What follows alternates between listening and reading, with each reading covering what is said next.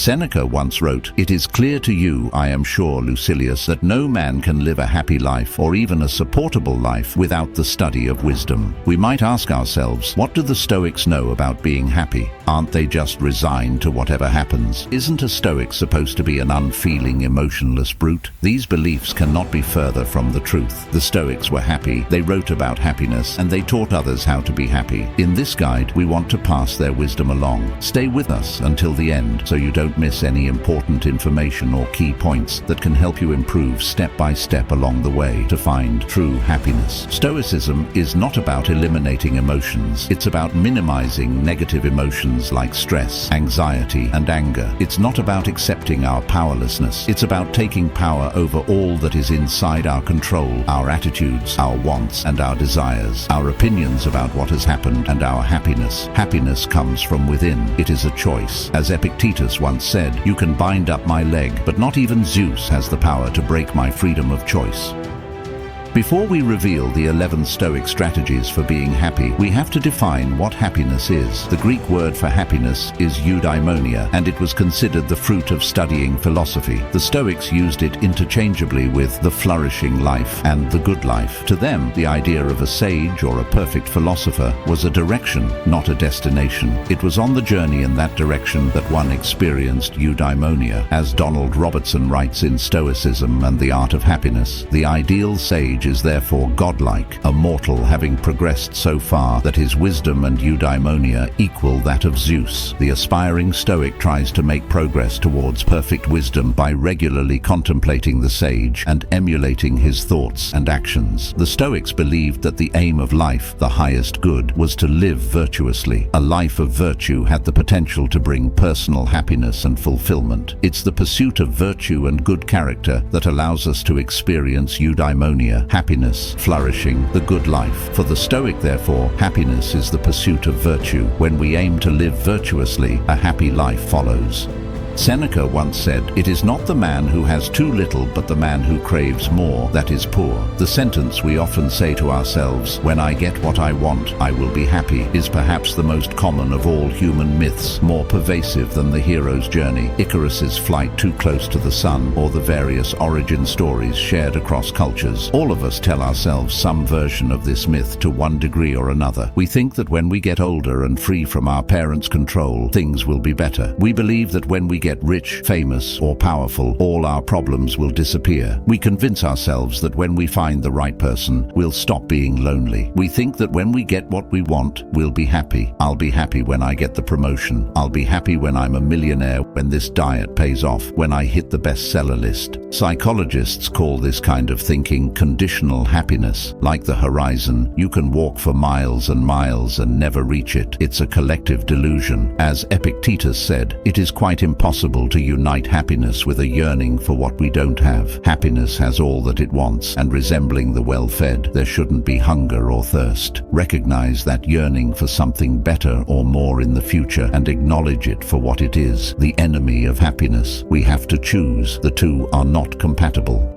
Seneca once said, "Trust me, real joy is a serious thing." Do you think someone can, in the charming expression, blithely dismiss death with an easy disposition, or swing open the door to poverty, keep pleasures in check, or meditate on the endurance of suffering? The one who is comfortable with turning these thoughts over is truly full of joy, but hardly cheerful. It's exactly such a joy that I would wish for you to possess, for it will never run dry once you've laid claim to its source. We use terms like happy and joy casually. I'm overjoyed at the news. She's a joy to be around. I'm happy you're here. I'd be happy to help. It's a joyous occasion, and so on. However, none of these examples truly touches on genuine happiness and joy. They are closer to cheer than anything else. Cheerfulness is surface level. To the Stoics, true happiness and true joy are profound states of being. They reside deep within us and have little to do with smiles or laughter. When people say that the Stoics are dour or depressive, they're really missing the point point. Who cares if someone is bubbly when times are good? What kind of accomplishment is that? The Stoics pursued the ability to be fully content with life. Can you bravely face what life has in store from one day to the next? Can you bounce back from every kind of adversity without losing a step? Can you be a source of strength and inspiration to others around you? The person who can do these things is truly and deeply happy. They possess a happiness that comes from purpose, excellence, and duty, the serious kind, far more serious than a smile or a chipper voice.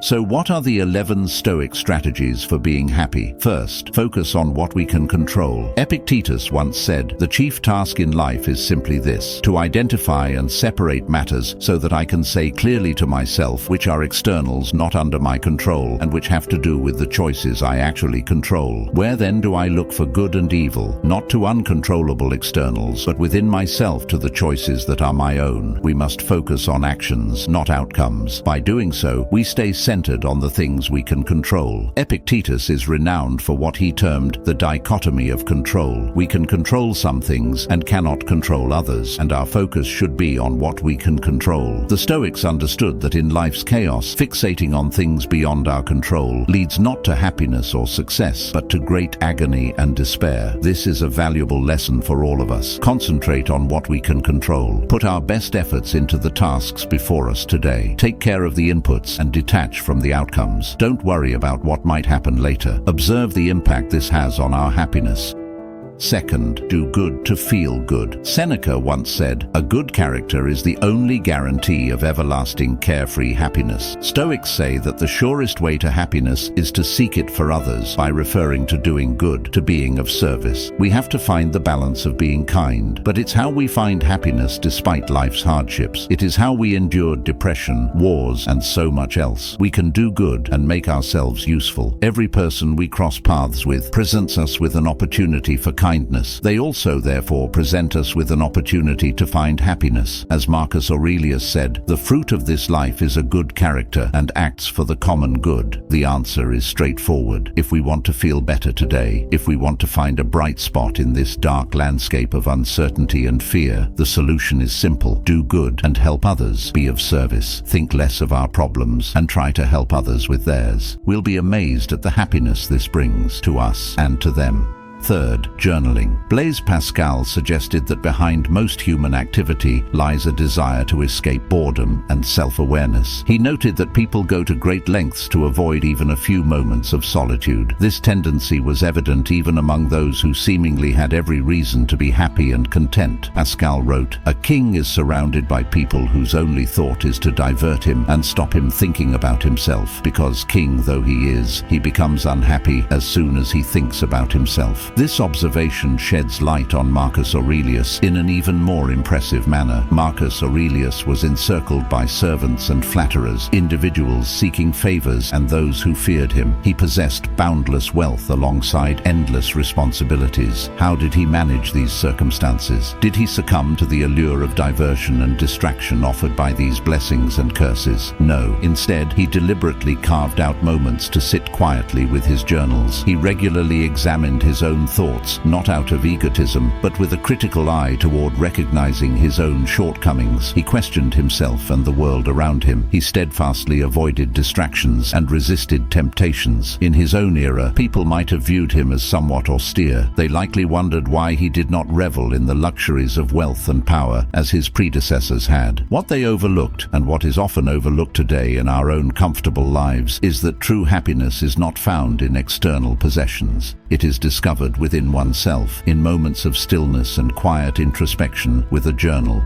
Fourth, take a walk. Seneca once said, "We should take wandering outdoor walks so that the mind might be nourished and refreshed by the open air and deep breathing." Seneca wasn't alone in extolling the benefits of walking as a method to refresh both mind and body. Philosophers throughout history have utilized walking as a means to contemplate and gain perspective, whether in the mornings, afternoons, or at sunset. For instance, the renowned Greek philosopher Aristotle delivered his lectures while strolling around around his school in Athens, with his students trailing behind. Nietzsche, too, reportedly spent up to 8 hours a day walking with a notebook and pencil in hand. Walking not only provides an opportunity to rejuvenate the mind and body, but also offers several additional benefits. It reduces stress and anxiety. Physical activity like walking releases endorphins that can alleviate stress hormones and combat mild depression. According to research published in the Journal of Neuroscience, physical activities such as walking reorganize the brain to enhance its ability to cope with stress and anxiety. Studies at New Mexico Highlands University have shown that the impact of our footsteps can boost blood supply to the brain. Researchers at Stanford University have found that walkers perform better on tests measuring creative divergent thinking both during and after their walks. A 20-year study revealed that walking 5 miles a week can help protect the brains of individuals affected by Alzheimer's disease. When we are stressed or overwhelmed, take a walk and see what it does for our happiness. Fifth, do less but better. If you seek tranquility, do less, which brings a double satisfaction. To do less, better, because most of what we say and do is not essential. If you can eliminate it, you'll have more time and more tranquility. It's worth noting that these words come from Marcus Aurelius, a man burdened with numerous obligations and responsibilities. His insight remains pertinent. Apply this wisdom today and every day. A significant portion of our perceived obligations are non-essential. We often engage in them out of habit, guilt, laziness, or excessive ambition, and then we question why our efforts falter, why our passion wanes. Deep down, we know these tasks lack purpose, yet by reducing the non-essential, we can focus more effectively on what truly matters. In doing so, we can experience the tranquility Marcus Aurelius spoke of, a double satisfaction.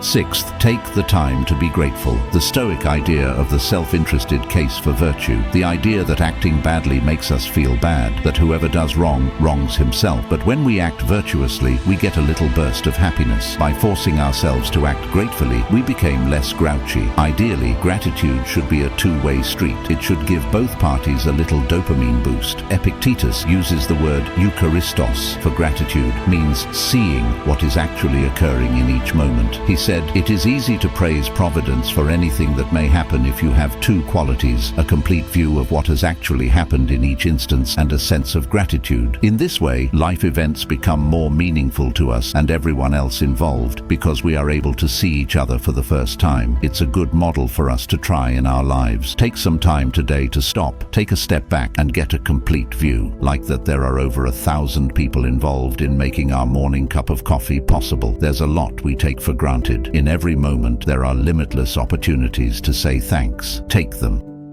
Seventh, connect with others. Epictetus once said, "Just as it would not be a foot, don't you realize that in isolation you would not be a human being? Because what is a human being? Part of a community." The same thought multiple times appeared in the writings of Marcus Aurelius. The universe made rational creatures for the sake of each other, with an eye toward mutual benefit based on true value and never for harm. Human beings have been made for the sake of one another. Teach them or endure them. Meditate often on the interconnectedness and mutual interdependence of all things in the universe, for in a sense all things are mutually woven together and therefore have an affinity for each other, for one thing follows after another according to their tension of movement, their sympathetic stirrings, and the unity of all substance. While Stoicism emphasizes independence, moral integrity, and inner strength, it's crucial not to misconstrue these principles as a justification for isolation or loneliness. As social creatures, we thrive on community, friendship, and connection, regardless of whether we lean introverted or extroverted. In 5 distinct studies, researchers encouraged introverted individuals to act extroverted. They discovered a significant overestimation of the negative effects and self-consciousness associated with extroverted behavior, alongside a marked underestimation of the boost in mood and happiness following social interactions. A thought-provoking study from the Journal of Experimental Psychology, conducted conducted by a team of behavioral psychologists, validated their hypothesis that initiating a conversation with a stranger positively impacts the initiator's mood and well-being. Unexpectedly, they also found that the person approached was similarly uplifted. This preference for solitude often stems from underestimating others' interest in connecting, which prevents people from realizing the true benefits of social interaction. The joy of connection appears to be contagious, concluded the researchers. It's intuitive. Human beings are wired for social interaction. The absence of connection is as detrimental to our happiness and well-being as substances like cigarettes or alcohol. It clouds our minds, strains our relationships, and weakens our society. We should step beyond our comfort zone, engage with others, and forge bonds. We'll emerge with a renewed spirit. Eighth, do strenuous exercises. 2 decades prior to the current resurgence of Stoicism, philosophical writer and musician Sharon Lebel translated Epictetus's teachings in The Art of Living, the classical manual on virtue, happiness, and effectiveness. In this work, Lebel offers nearly 100 lessons based on Epictetus's handbook. As previously discussed, Epictetus emphasized that our primary task in life is to distinguish between what we can control and what we cannot, then concentrate our efforts on making the right choices regarding what is within our power. This process can often seem like a distinctly mental exercise, something that requires us to sit down, reflect, and focus our full attention inward. Lebel said, "I get out of my head and into my body. I love Stoicism because it values logos, reason, the discerning mind. But I think our minds are often the wisest when we can settle them down to allow new, unsought answers in. I trust the answers that surface during or as a result of my daily yoga practice. Yoga helps me drop all the things I think I know already and be accessible to effortless imagination and intuition. It helps me to listen, to receive, to allow higher order insights in. I'm not trumpeting yoga per se. I think any daily practice that helps a person withdraw from the noise of everyday life so that wisdom's voice can be heard is valuable. It's different for different people." From the Historia Augusta, we learn that Marcus Aurelius enjoyed boxing, wrestling, running, and hunting. Epictetus also frequently emphasized the significance of physical strength, often referring to boxing and wrestling. Philosophers of the past were renowned for their habit of walking as much as reading, writing, or discussing ideas. Aristotle, for instance, would conduct his lectures while walking around his school in Athens, followed by his students. Nietzsche is said to have walked up to 8 hours a day, while Charles Darwin took 3 45-minute walks each day. These thinkers understood the value of balancing mental activity with physical movement. Walking, wrestling, boxing, swimming, running, yoga, all these activities help shift our focus from our minds to our bodies, promoting a happier state of being. Today and every day, we should remember to engage in physical activities to maintain this balance. Ninth, laugh as much as possible. Seneca once said, "He who laughs has joy. The very soul must be happy and confident, lifted above every circumstance." We do know that expression, dying of laughter, or "I laughed so hard I almost died." It happened with one of the Stoics. Diogenes Laertius recorded the story that Chrysippus, one of history's most important Stoic thinkers and the head of the Stoic school in Athens around 230 BC, died at the age of 73 during the 143rd Olympiad when he saw a donkey eating figs and yelled, "Now give the ass a drink of pure wine to wash down the figs." Diogenes continues, "And thereupon he laughed so heartily that he died." Despite their reputation as being serious and emotionless, the Stoics had a good sense of humor. Seneca wrote, "Whenever I wish to enjoy the quips of a clown, I am not compelled to hunt far. I can laugh at myself." The Stoics didn't have the science, but they had the intuition that what they said about laughter was true. It is indeed the best and cheapest medicine. It may seem obvious that laughter alleviates stress, but why does it happen? Laughter and humor activate the brain's emotional and reward centers by releasing endorphins. The euphoria you feel after a long run comes from endorphins, and the brain reacts similarly when you have a hearty laugh. Everyday stressful situations, even mundane ones like car troubles, can suppress the immune system, heightening the risk of illnesses and heart disease. However, a good laugh can prevent stress from building up and impacting the immune system, thus shielding us from disease. So, make time for laughter today and every day. 10th, let go of worry, anxiety, and regret. Epictetus tells us the story of a Stoic philosopher named Agrippinus, who, during Nero's reign, was delivered some awful news one morning. He was exiled, effective immediately. Agrippinus's response: very well, we shall take our lunch in Aricia. That's how a Stoic responds. They shrug off the emotional weight of even the worst news. As we just talked about above, they have humor about it. They focus on what they can control, and they let go of everything outside of it. Research published in Science magazine by neuroscientist Stephanie Brasson and her colleagues highlights the healing power of revealing small worries or anxieties. Their study, titled "Don't Look Back in Anger: Responsiveness to Missed Chances in Successful and Non-Successful Aging," demonstrates that minimizing regrets as we age leads to greater contentment and happiness. The study also indicates that clinging to regrets makes us more likely to engage in aggressive and risky behaviors in the future. Thus, the healthiest and happiest individuals are those who acknowledge their regrets and then make the choice to let them go.